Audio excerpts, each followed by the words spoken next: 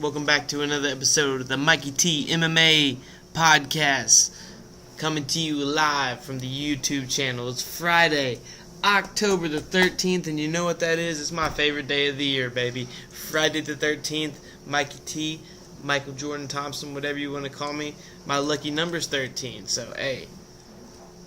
Repping my New England Patriots. We might be having a strong, rough start to the season. My Red Sox might have just got swept. Yeah, that's a real thing. And then my only consolation was, well, the Yankees are gonna get swept by the Indians. Wrong. They came back from 2-0, and now they're playing the freaking Astros. I have officially gone from the biggest Red Sox fan in the history of Red Sox. I wonder if this mic's even working. I guess we'll figure it out here in a second. All of a sudden, I went from the biggest Red Sox fan to F the Yankees, go Astros, and if the Cubs sweep the World Series against the Yankees, I will kiss all of you Cubs fans in the face. It's a heartbreaking couple weeks for New England sports fans. I need to get this out the way and see what other type of effects I can do. Hey, that's kind of slick. I ain't mad at it.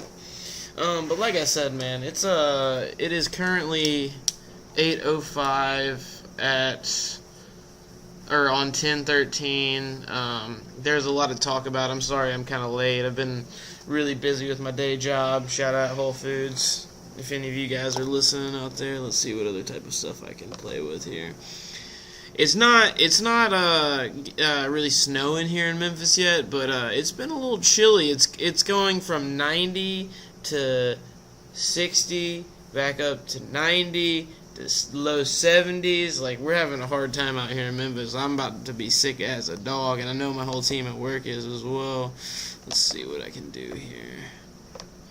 I want to get some good quality here. Let's see if you can see the good stuff over here. Alrighty. What is this? Oh god, that's interesting. Huh. Christmas is coming. Sorry. Okay, this works for a while. I kind of like this. Man, there's a lot to talk about. UFC 216, first of all. Man, honestly, the prelims, outside of John Moraga's first round KO over the Biblitov, the Russian cat, I can't remember his name, but man, he came in as like a 4-1 favorite against John Moraga, who is a veteran at flyweight. And man, he just starched his ass early in round one, and that was a guy who we thought was going to be the next guy to potentially face Mighty Mouse 2 or 3 years down the road. So I'm glad he got his dealing with early, so we can kind of like revamp our opinions on this cat. I'm gonna go ahead and give a yeehaw, a yeah, and a wow, and well, we'll just give you another pow. Man, what can you say about John Moraga? That boy throws hands, and he'll put you down, man. I had been sleeping on him for a while because of some of the ups and downs of his career, but I mean, man, in this slim flyweight division, you would never know what could happen.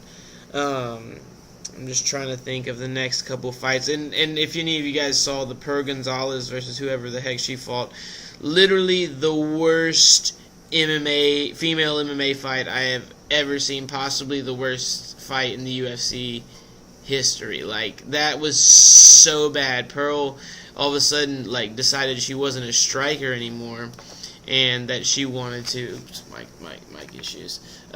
Wanted to just try to wrestle this girl, and I really had no idea what was going on. She really kind of dropped the ball there. But, you know, you live and you learn. Her first fight was against Cynthia Calvillo, which is a tough cookie if you ask anybody in the mixed martial arts game. I wonder if I can turn that fan off. Gives it a little character. Whatever. The other fights I was impressed with. Lando Venata and Bobby Green. Are you kidding me? I agree with what Luke Thomas said. I know a lot of people want to see that instant rematch, but there were no losers in that fight. I mean, Lando literally almost had him out of there in round one. And Bobby stayed composed. He held his own in round 2.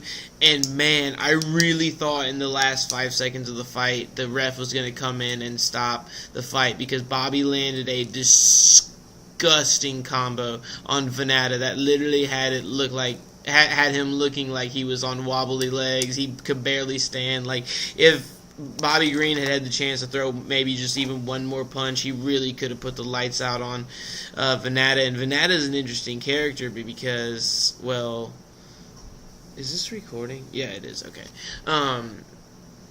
Venata, even though he's had 4 fight of the night or performance of the night bonuses in his first 4 fights, he's 1-3, I believe. He lost to David Tamor. He tied with Bobby Green.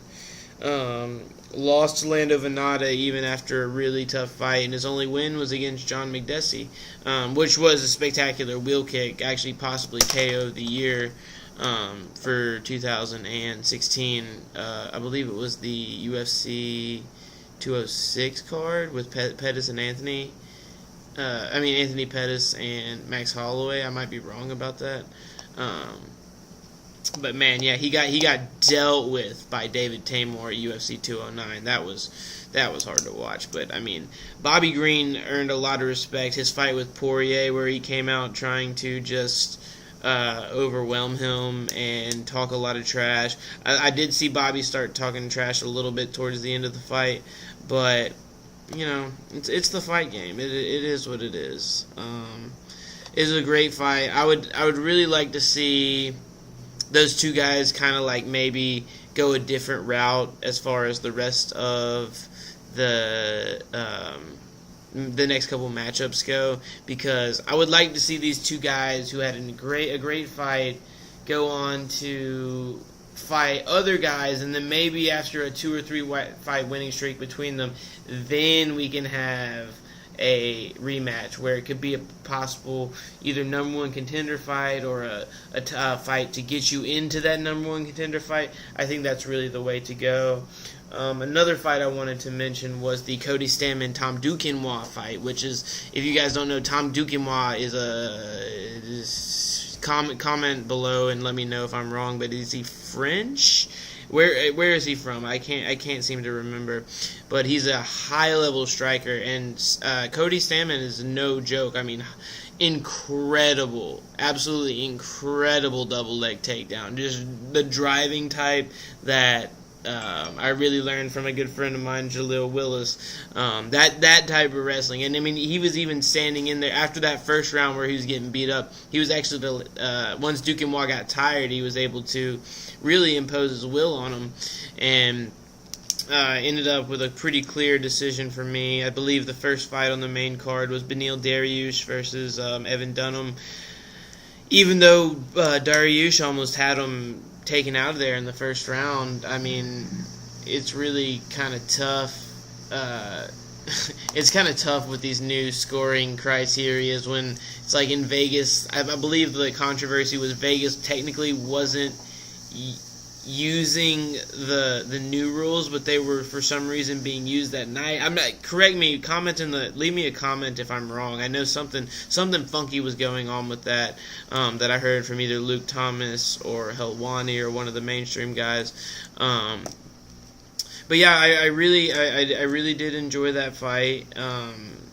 I believe Dunham did win. I didn't believe that should have been a draw, but I mean, you could see the 10-8 round for Dariush in round 1, because I mean, he was almost out of there. I mean, he really had, even though Dunham is one of the toughest cookies in mixed martial arts at any weight class, super veteran, and you never count him out. But wait, I think I have one for it. Never count him out. Never count that man out. He's a veteran of this game. Where do we go from there? The women's fight. What was her name? Let me pull up. Actually, I don't have internet. I can't remember. Aldana, Irame Aldana. I can't remember the girl's name. I believe she was the first female Italian fighter, and she took the fight on like 10 days' notice against another lady who was making her UFC debut, And my goodness, I don't know how much you guys follow jiu-jitsu, but she put on a jiu-jitsu clinic against this poor young unsuspecting young lady. Beautiful girls. Hopefully the girl who ended up taking the victory could be a future star at 125, because if not, the girl whose ass she kicked is probably never going to get a shot in the UFC again. And I mean, but mad respect to them for taking the fight on 10 days notice. What was the next fight? Right after that, was the next fight Walt Harris and Fabricio Verdum? Forgive me, it's been a long week. I'm finally glad I'm at least getting a chance to do this video. I'm not gonna lie, when I was so bummed when Derek Lewis had to pull out, because I'm not saying I thought he was gonna beat Fabricio, but I thought that there was a very good chance if he caught him early and was able to sprawl and keep Verdum from getting him on his back, that he really had a chance, and we would have gotten those bangers from Derek Lewis. Granted, he was coming off of a knockout loss against Mark Hunt, but I think that was more due to his back injury. I mean, it was a great fight. Watched it last night. But man, it sucked to see Derek Lewis lose that opportunity. I believe if I was him, I would have probably pulled out at least a couple weeks in advance, just so the UFC could have a replacement. And now look, Fabricio Verdum is about to go take Mark Hunt's spot, which is a whole nother story. He's about to go take his spot and fight Marcin Tybura, I believe. Is that who it is? In Melbourne, Australia, which sucks. And I don't even know if we want to get into the Mark Hunt thing. I might give my opinions toward the end of the show, because it seems pretty shady all around. Yeah. Dana White's a character. Mark Hunt's a character. I don't know really what it is that got them to this point. I know the whole lawsuit with everybody that Mark Hunt fought was on PEDs. It's interesting stuff, but God, I tend, for once in my life, I tend to agree with Dana. I think he is looking out for the fighter, trying to protect the fighter from himself, but I also wonder if they're doing it for the right reasons, if that makes any sense. Are they doing it because they don't want to have the negative backlash of what happens if Mark Hunt gets hurt, what happens if his next opponent gets popped again? This deserves a wow. It's just a sticky situation. I would like to see some more information come out before we can really, let's see, what's this? Nothing? Sorry, I'm playing around. There we go. I'm kind of heated when I think about this. I actually kind of forgot what I'm talking about. So I'm going to put the sailor cap on. I like that. Sailor Mike on the track. What was the next thing I wanted to talk about? Obviously, we'll get into the Tony Ferguson, Kevin Lee fight. The amazing performance by Mighty Mouse. Just a masterclass. But before we do that, I want to talk about the weight class issues and the weight class blunders. Not only did Nick Lentz miss weight, which means Will Brooks missed the chance for the huge payday that he had been waiting for so long. I mean, it breaks my heart for a guy like Will Brooks, who has had some really tough fights in the UFC since coming over as the Bellator champ. It just, for a fight to fall out like this the day before, I mean, that guy deserves a good fight. I just hope that they don't try to throw him in too soon against the elite of the elite.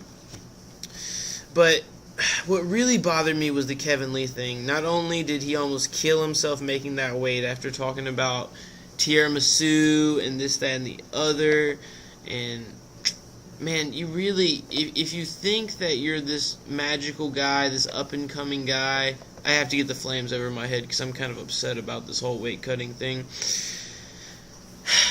It's tough, man. I don't know if the more weight classes is the answer, because it's still going to promote guys to cut more weight. I have the flames over my head because I'm really upset about this whole weight cutting thing. And not only that, but the man had staph infection, a nasty staph infection on his chest. And I've personally never had it before, but I have had some friends who say it's nothing like what you would have ever imagined. And especially when they put you on antibiotics. I know from what I heard, Kevin turned down the antibiotics, which is absolutely crazy. To fight through that staph infection and to still put that major beat down on Kevin Lee. I mean, obviously Kevin Lee was having really great success early. The ground and pound towards the end of round 1 had me thinking that Tony might have been out of there. But as the fight progressed, Kevin starts to gas. Tony starts to really understand his movements and Tony's feints and his unorthodox style. It ended up being the demise of Kevin, because by round 3, the bell for round 3, Kevin was gassed. Even though he did get that takedown, he couldn't get out of Tony's full guard, and we all know that Tony has one of the most dangerous guards off of his back in any position. Darce chokes, triangles. He even had at a point where he was going for a normal plata, go-go plata type setup. He had mission control, rubber guard. Eddie Bravo would be proud. I mean, that fight probably went exactly how Tony thought it was going to go. I don't think he really expected to get hit that hard, but those elbows from the bottom that he put on Kevin Lee, that's something you don't see every day. And with the ferocity, and then that was the point where Kevin had just really given up. I mean, you saw when he slapped that triangle on, I think he had gone for the armbar, but he slapped the triangle on over it. It was over. He couldn't pass. There was no way he was getting out of that. And that, with that being said, I think that's one of the top, I don't want to say top 5 worst performances of Tony's career, but he really could have gotten finished in that first round. And I think there's a lot of improvement. And not only that, but if we're talking a fight between him and Conor McGregor, is anybody really in the business of, like, seeing a guy who leaves his chin up? I'm not trying to be my prototypical Conor D rider, but, like, Tony leaves his chins up so high. He takes so many risks. He's a more skilled version of Nate, in my opinion. But the only problem about Nate is he's so good at boxing that he is aware of his surroundings. He's aware of what McGregor's going to do. He's going to slip. He's going to rip. He's going to throw it over the top. The thing about Tony is he's so unorthodox. Let's see if I can do this. Ooh. Shout out to Reeves Calloway. He taught me how to do this. If only I could do it backwards like you. My real OG. But anyways, Tony gets hit a lot. This is my views on the fight if it happens. Tony gets hit a lot.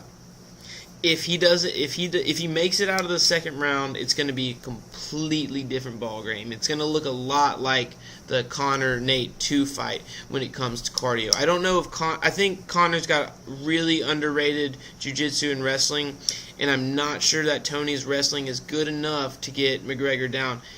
Maybe if he starts getting lit up early, and he can, before it's too late, he can get him on top, or even like invite him into the bottom, like do what Nate did in the second fight, and just kind of like, I know Conor dropped him legitimately a couple times, but there was also a couple times where his legs were getting kicked out, and he kind of just fell to see if Conor would follow him to the ground because he has the advantage there.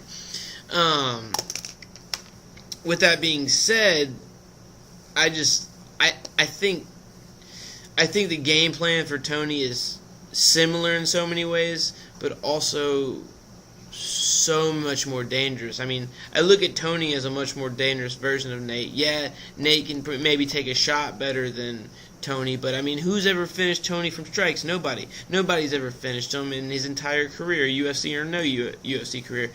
Correct me if I'm wrong on that. I know he's never been finished in the UFC. Michael Johnson had that hard-fought decision over him.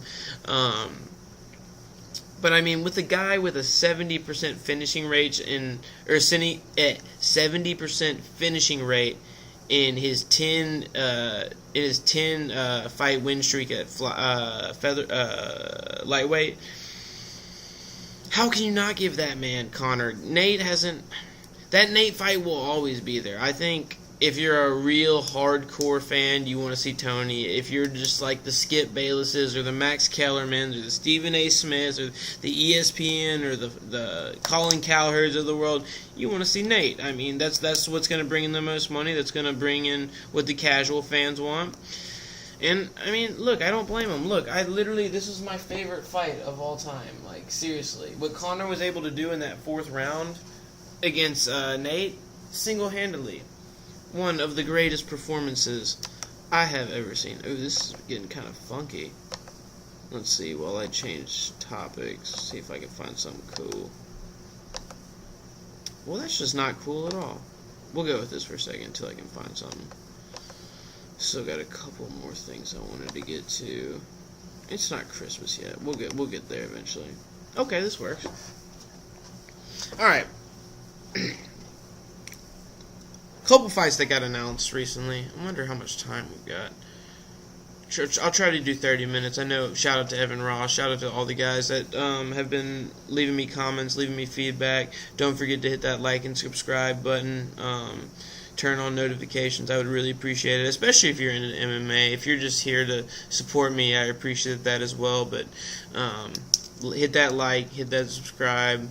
We're gonna get one of these in. A yeah, a wow, a pow. I'll even give you a kiss because I love my fans.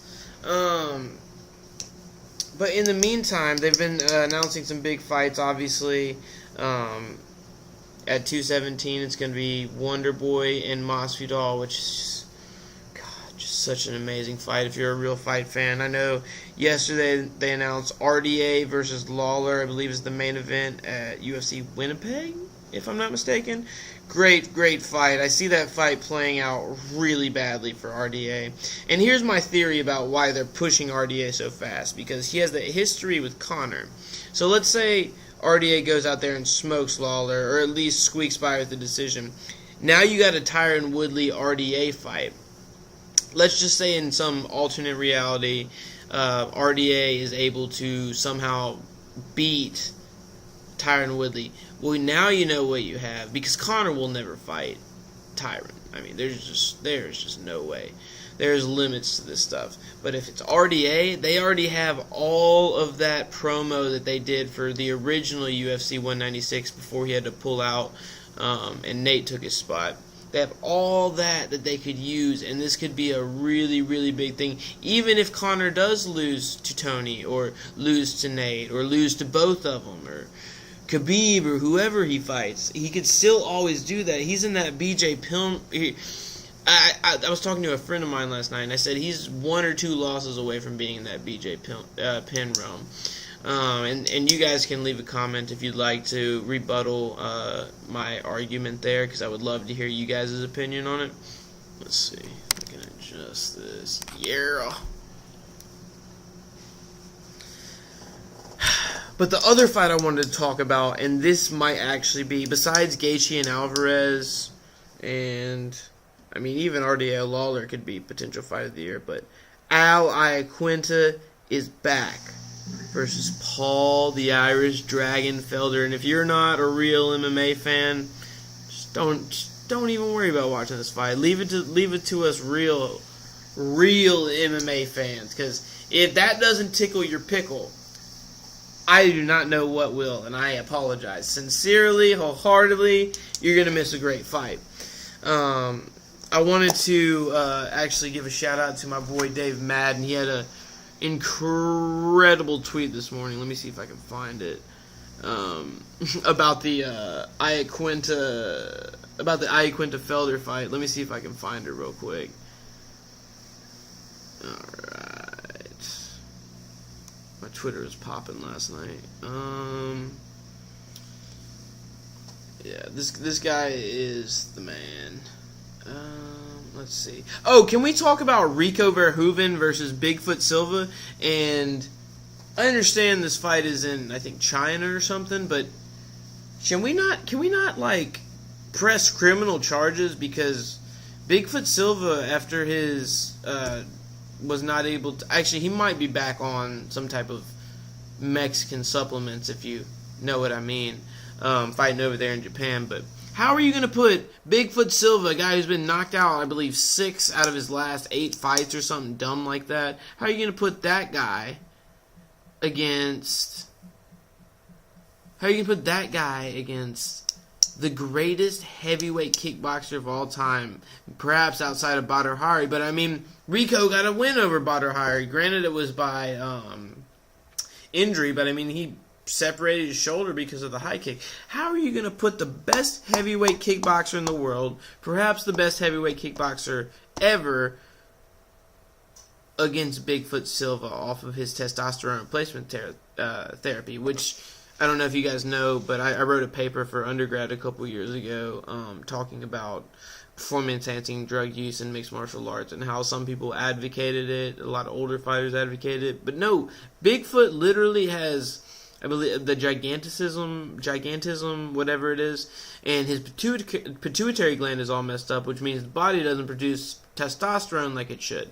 And because of that, when he was on TRT, he knocked out Overeem, he knocked out Fedor, like, he was on a tear. And then he had that war with Mark Hunt, which probably did some damage to his brain. But then once they stopped allowing him to use his testosterone replacement, he just completely fell off the map and was getting knocked out by everybody. And it's so sad to watch because, I mean, he was a great fighter coming up. I mean, those beatings he took by Cain Velasquez were nothing to scoff at, but, like, man, it sucks. I literally think this is borderline criminal matchmaking on Glory's part. Yeah, criminal matchmaking. Yeah, this is gonna be with the first shot of the first punch of the fight between Bigfoot and Rico, and just lights out. I think that's borderline assault. Like, you should not put a man in there with no professional kickboxing experience against the greatest heavyweight kickboxer of all time. And I know, obviously, some of you old heads will argue, but right now Rico is the pound-for-pound king, any weight class in kickboxing. And I just have a feeling old Bigfoot's going to catch one of these, and he's going to catch one of these, and he might even catch one of these. Hold on, let me see if I can find Dave's tweet real quick. Yeah, so Dave Madden, you can follow him at Dave Madden MMA. He also does he also is the media manager for NorCal Fight MMA. Hashtag NorCal MMA. If you guys ever want to check him out, he's a great guy. This man said, hold on, I don't know if you can see this. Probably not. He said, I'm betting the house Ally Quinta sold me on Paul Felder. Hashtag UFC 218. And if you guys don't know the backstory, Iaquinta was like really disgruntled as an employee and was like, I'm gonna just say screw this UFC stuff and I'm gonna go sell real estate in Long Island or wherever it is that he lives.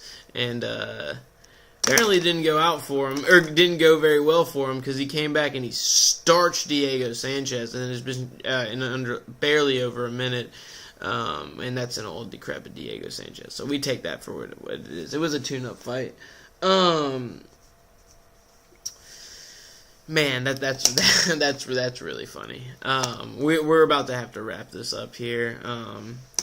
Let me see if I can get the outro song, because I love my boy Wolo and his brother, who really, really, really support me. So I have to support them. Because, you know, we're here doing what we like to do, and I hope you guys enjoyed the show.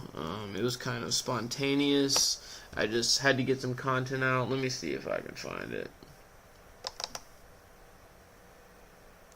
Hello, my dear friends.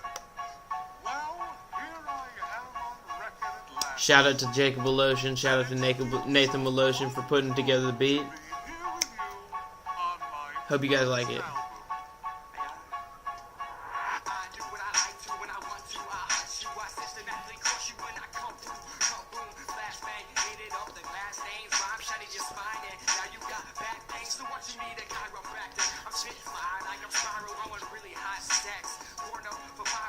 Sorry, Grandma.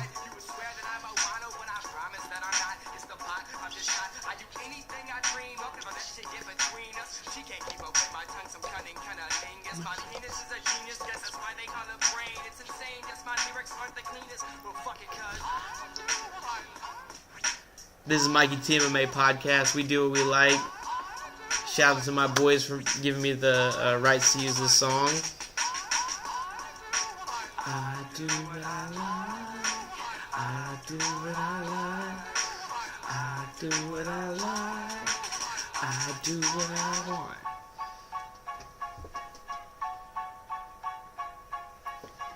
Y'all ain't ready for the second verse.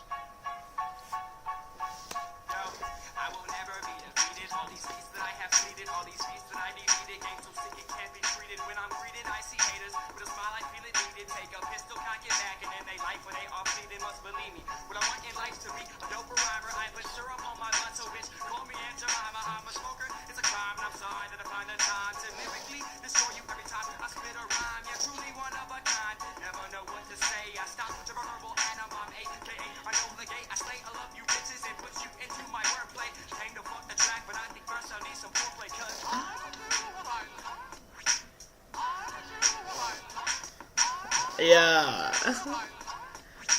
We do what we like to on the MikeyTMMA podcast. But this is going up on the YouTube channel. I'm going to get the podcast back going. I appreciate all you guys' support. Shout out Eddie Law. Shout out Days MMA Brief. Shout out Fred Kirby. I love you guys. Crossbones MMA. I really do appreciate all the support you guys have given me interaction-wise, giving me tips and stuff. Still would love to come on the show sometime. We'll figure something out, but until next time, man. This has been the MikeyTMMA podcast, ladies and gentlemen. We are out.